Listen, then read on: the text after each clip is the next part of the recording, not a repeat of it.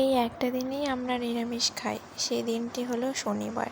তো আজকে করেছিলাম এই পনিরের রেসিপিটি, তোমাদের সাথে শেয়ার করলাম। খেতে কিন্তু খুব ভালো হয়েছে। তো প্রথমেই আমি এখানে পনিরগুলো সামান্য লবণ আর হলুদ দিয়ে ভেজে নিয়েছি। আর আদা, রসুন, পেঁয়াজ, শুকনো লঙ্কা, কাঁচা লঙ্কা পেস্ট করে নিয়েছি।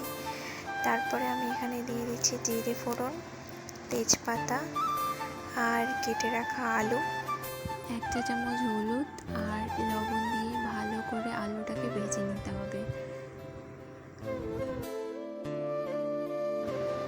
তারপরে আমি এখানে পেস্টে দিয়ে দিচ্ছি আদা, রসুন, পেঁয়াজ, কাঁচা লঙ্কা, শুকনো লঙ্কার পেস্ট।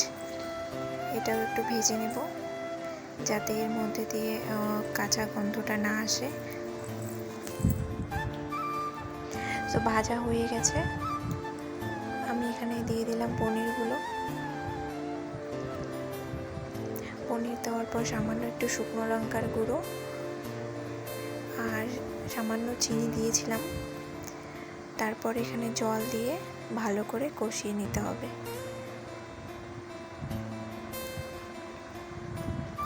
সো আমার এই ভিডিওগুলো ভালো লেগে থাকলে একটা লাইক করে দিও আর সাবস্ক্রাইব করে পাশে থেকো।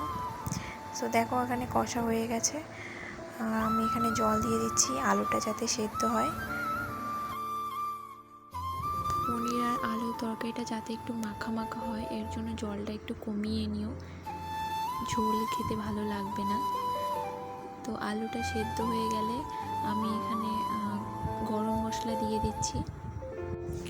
আমাদের বাড়িতে তেল মশলা খুব কম খায়, এর জন্য আমি খুব কম তেল মশলা দিয়ে রান্না করলাম সিম্পলভাবে।